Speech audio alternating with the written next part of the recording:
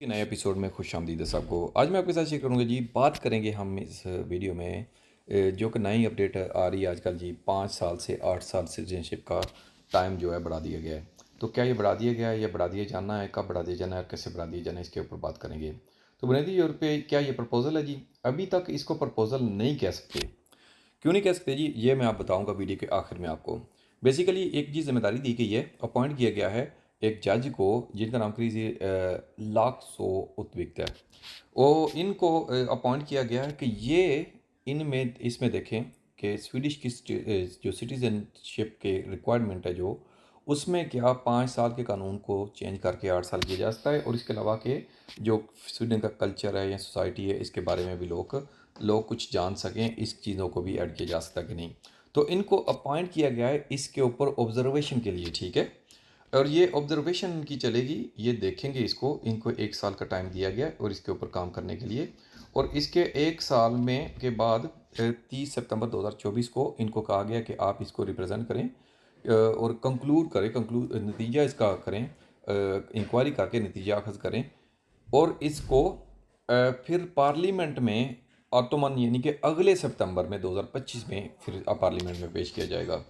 यानी कि पार्लियामेंट में पेश किया जाएगा और पार्लियामेंट को कन्वेंस करना पड़ेगा किस चीज़ के ऊपर, जिसका अभी कुछ भी नहीं पता, जिसके ऊपर हम कयास राय भी नहीं कर सकते, जिसके ऊपर के कोई भी कानून साजी नहीं हुई अभी तक, ना ही कोई प्रपोजल है।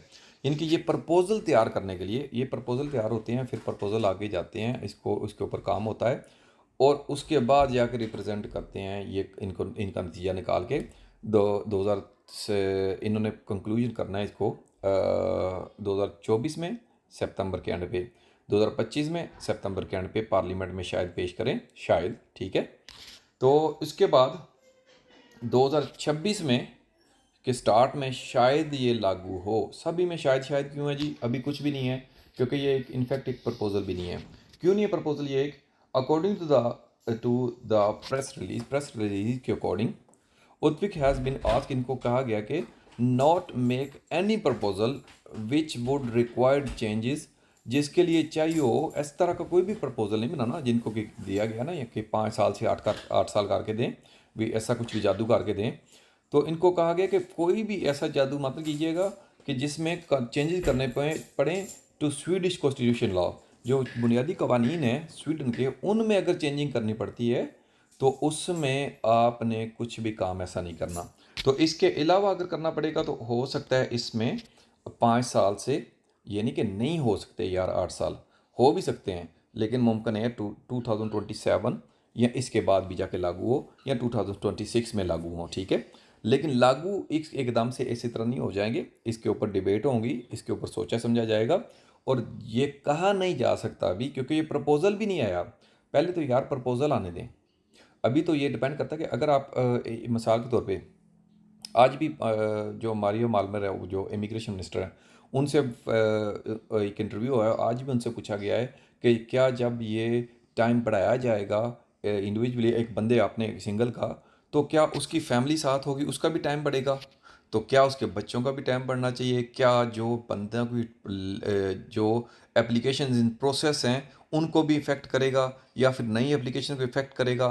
तो उन्होंने कहा जी मेरे पास इन चीज़ों का कोई जवाब नहीं है।